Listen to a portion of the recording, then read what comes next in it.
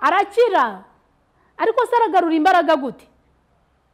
Yo desi nukuri nta kintu mfite nakora, ndagusengera gusa. Ariko se niba ufite na 500 niyo byaba ari ibiceri, wabimuhaye akabigura umuneke, kagasukari kakongera kakamugarukamo.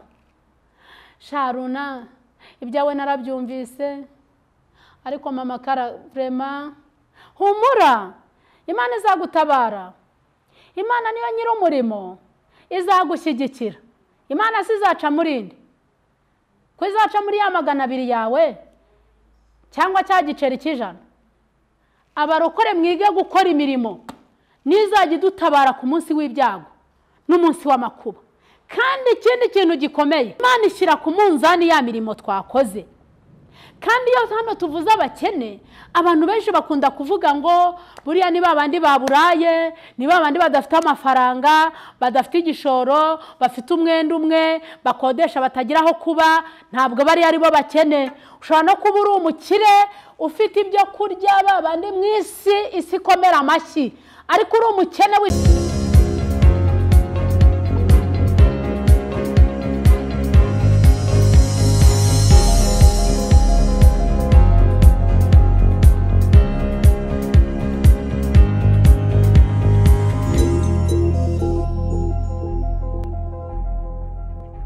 Turabasuhuje abantu mwese haba mu Rwanda no hanze y'u Rwanda, ku isi yose, abumva ikinyarwanda n'abatacyumva, abakivuga neza n'abakivuga gihengamye, mwese ndabasuhuje mu izina rya Yesu.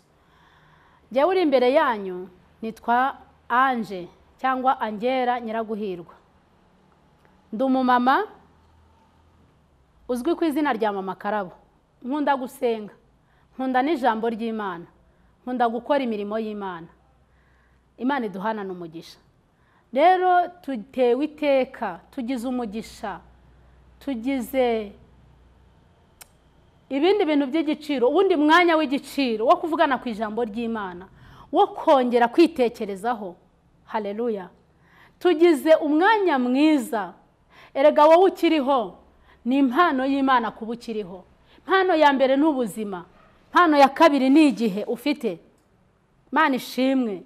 Kuko iyo umuntu apfuye ntabwo aba agitekereza, nta migambi, nta bindi bintu bindi, nta plan abazageraho.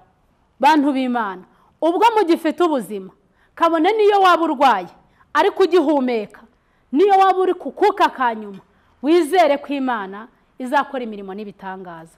Yesu abaho umugisha. Reka dusenge kugira ngo ijambo ry'Imana ryinjire mu mitima yanyu, rigira umusaruro nk'uko rivuga. Riravuga ngo ntabwo ijambo ry'Imana rizagenda ubusa ritazanye icyo Imana yaritumye. Mana turagushimiye, uduhaye ibihe byiza. Reka abato n'abakuru, abagore n'abagabo, abasenga n'abadasenga, isi yose muri rusange, udutabare, utugirire neza, utwigishe ubwenge, utwigishe kukumenya. Dawidi yavuze amagambo akomeye, aravuga ngo Uwiteka unyigishe kubara iminsi yanjye kugira ngo mbashe gutunga umutima w'ubwenge. Natwe utwigishe kubara iminsi yacu, twigishe kuba mu gihe cyacu kugira ngo tubashe gutunga umutima w'ubwenge no gutunga umutima ukiranuka imbere yawe. Haleluya.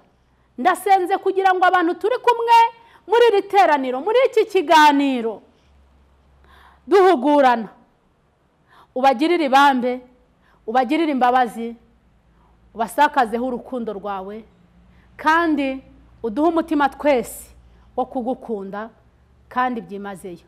Icyubahiro kikugarukire, iri jambo ryawe Mwami rigere mu mitima yacu, kandi nanjye ugiye kurivuga ntabarige, ahubwo abari wowe. Izina ryawe rihabwe icyubahiro, izina rya Yesu rishimwe. Urakoze kumva gusenga kwacu mu izina rya Yesu. Amen. Bene data, tutatinze, reka dusome ijambo ry'Imana, dusome icyanditswe. Muri hangana ko nshyizemo rinete ariko no kugira ngo nsome. ijambo tugiye gusangira muri aka kanya cyangwa intego yaryo ni kuvuga ngo gusenga gushingiye ku mirimo. Murabizi ko hariho uburyo bwinshi bwo gusenga, turaje tubuvugeho, ariko intego y'iri jambo tugiye gusoma ni ugusenga gushingiye ku mirimo. Ukibaza ngo mbese burya iyo umuntu akora imirimo abasenze? Yego ubusenze. Reka dusome, ni Zaburi ya 41 igice cya 41 ku murongo waho duhere ku murongo wa 2, kuko umurongo wa mbere ni asa nkaho ari titre ivuga ngo Zaburi iyi yahimbwe n'umutware w'abaririmbyi ni ya Dawidi. Umurongo wa 2, hahirwa uwita ku bakene, Uwiteka azamukiza ku munsi w'ibyago, Uwiteka azamurinda mukize, kandi azahirwa ari mu isi, kandi ntumuhe abanzi be kumugirira uko bashaka.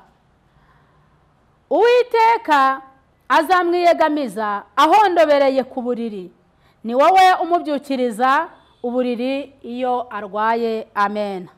Mwakire neza ijambo ry'Imana.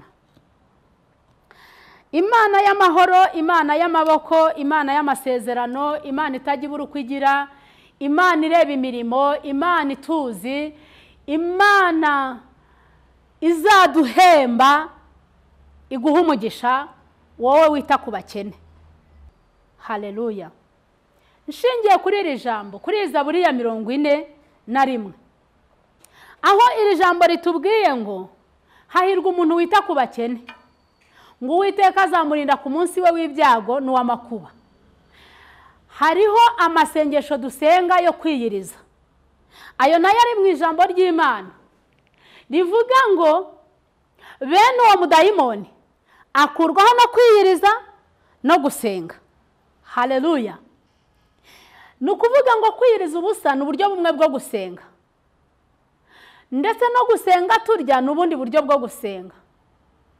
Gusenga kwa kundi tuzamuka imisozi ni uburyo bundi bwo gusenga, ariko no gusura abarwayi kwa muganga ni uburyo bwo gusenga, no kwita ku bakene ni uburyo bwo gusenga. Kandi buri bwoko bwose bw'amasengesho bugira umumaro wabwo mu gihe cyacyo. Haleluya. Imana ishimwe. Wowe unyumva, sinshatse kuvuga ko abantu batajya kwa muganga gusura abarwayi badasenga. Sinshatse kuvuga ko abantu batagaburira abashonji badasenga. Oya, nabo barasenga, ariko amasengesho yabo, reka nsobanure gutya. Iyo dusenga twiyiriza ubusa, twurira imisozi, tujya mu mazi, ndetse tugasenga dupfukamye, tugasenga duhagaze, tugasenga dukoma mu mashyi, cyangwa tuvuga cyane, cyangwa tuvuga gahoro, twiyiriza ubusa n'ibindi byose bisa bityo, tugwiza imbaraga z'umwuka wera, icyo bita amavuta abanyamasengesho cyangwa abanyamwuka. Tugwiza amavuta, ariko y'ibyago bije, umuntu ukora imirimo yo kwita ku bakene atabarwa mbere y'umuntu wiyiriza ubusa. Haleluya. Yo, mbega imirimo, mbega agaciro k'imirimo, mbega abantu mutanga, ukuntu muzagirirwa neza. Haleluya. Nuko ngo umuntu wita ku bakene azagirirwa imbabazi, cyangwa se azatabarwa, cyangwa azakizwa ku munsi we w'ibyago n'umunsi w'amakuba.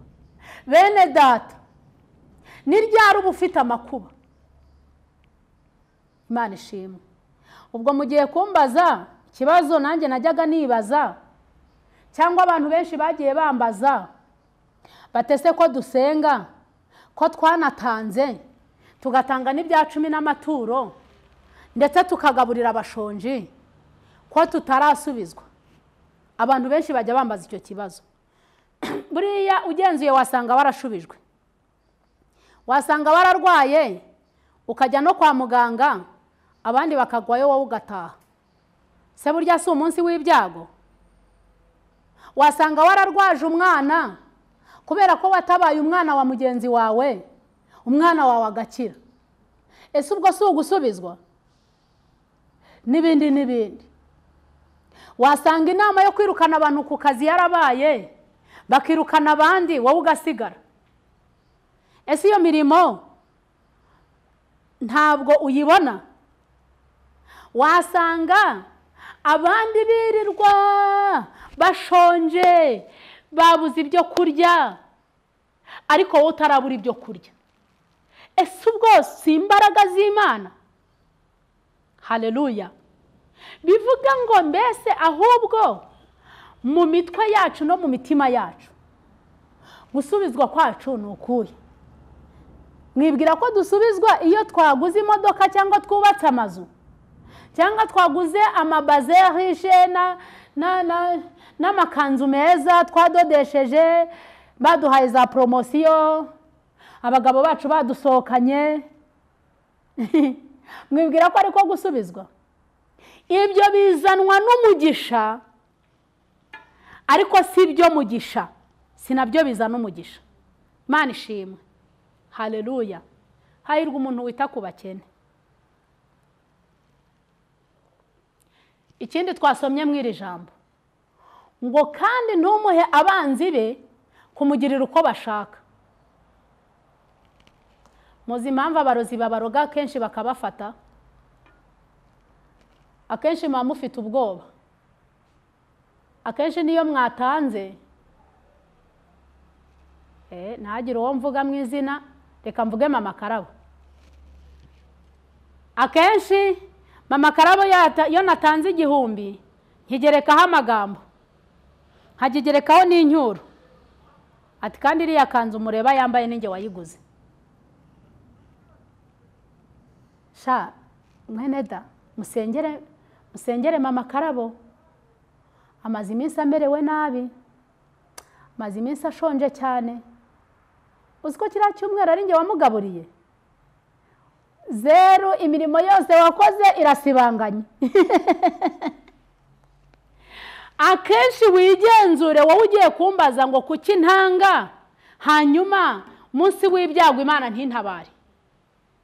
Rimwe na rimwe ubigerekaho amagambo, rimwe na rimwe ubigerekaho ibindi bintu, rimwe na rimwe ubikora kugira ngo abandi nabo babone ko nawe wakoze. Wanze kuvira wanze kwiteranya. Wenda mama Karabo naguteye, namenye yuko ufite 5,000, ndakubwira nti mwene data mbabarira umpe 1,000 kubera ko utabonye uburyo bwo kumpakanira, urakimpaye, ariko mu by'ukuri ntabwo umpanye umutima ukunze. Ahangaha iyo tuvuga imirimo, umuririmbyi wa 36 mu ndirimbo z'agakiza. Haleluya. Mana ishimwe. Hari igitero cyaho kivuga yo kirangira ngo abakoranaga urukundo bazahora bamuhimbaza. Haleluya. Bana yanjye, ndumva ndi gufashwa. Abakoranaga urukundo bazahora bamuhimbaza, kubw'ubuntu bwinshi busaga twemewe n'Imana ihoraho. Kubw'ubuntu bwinshi busaga twahawe gukorera Imana, twibesherejweho na Yesu, muri byose tubonera mu isi. Iyo twamamaje ubutumwa niyo nyungu yacu y'ukuri. Ese iyo wamamaza ubutumwa wumva ariyo nyungu y'ukuri, cyangwa hari izindi nyungu uba ukeneyemo? Aho ngaho Imana ishyira ku munzani ya mirimo twakoze. Kandi iyo hano tuvuze abakene, abantu benshi bakunda kuvuga ngo buriya ni babandi baburaye, ni babandi badafite amafaranga, badafite igishoro, bafite umwenda umwe, bakodesha batagira aho kuba, ntabwo bari ari bo bakene. Ushobora no kuba uri umukire ufite ibyo kurya, babandi mu isi ikomera amashyi, ariko uri umukene w'ijambo ry'Imana. Haleluya. Iyo muvuga butumwa kugezeho, iyo ijambo rikugezeho akakubwiriza ukatura ukihana, burya nawe abaguhaye aba yitaye ku bakene. Amen. Imana ishimwe. Bene data, ndabinginga ngo muharanire gukora imirimo myiza, mwite ku bakene, ureba abo muturanye, ureba abo musengana, ureba abo mugendana, ureba abantu bose ujye ubona. Hari akantu kenshi ntajya nemera ku barokore, mumbabarire, mvuga ko umurokore ni umuntu ufite ibyo yarokotse, ariko iyo utaragira ibyo warokotse ntabwo uba uri umurokore, cyakora urabyiyitirira. Mpamvu mvuze aya magambo ni uko akenshi twiyitirira abarokore kubera amadini atandukanye dusengeramo n'amateraniro tujyamo, ariko wareba imirimo ugasanga mu by'ukuri kamere ziracyahari, nta kintu warokotse, nta hantu utarahunze ukibifite ukibigendana. Ariko ndabinginze wowe uvuga ngo uri umurokore, murokore mwiza arangwa n'imirimo. Hari ibintu rero abantu benshi bamaze iminsi bakora ngiye ntajya nemera. Haleluya, amina.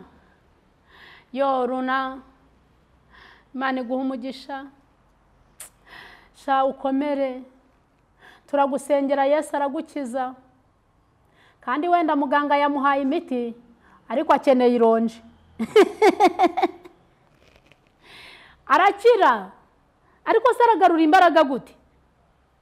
Yo desi nukuri nta kintu mfite nakora, ndagusengera gusa. Ariko se niba ufite na 500 niyo byaba ari ibiceri, wabimuhaye akabigura umuneke, kagasukari kakongera kakamugarukamo. Sharuna, ibyawe narabyumvise, ariko mama kara vraiment humura, Imana izagutabara. Imana niyo nyiri umurimo, izagushyigikira. Imana sizaca murindi, ko izaca muri ya 200 yawe cyangwa cya giceri cy'ijana. Abarokore mwige gukora imirimo nizajya dutabara ku munsi w'ibyago n'umunsi w'amakuba.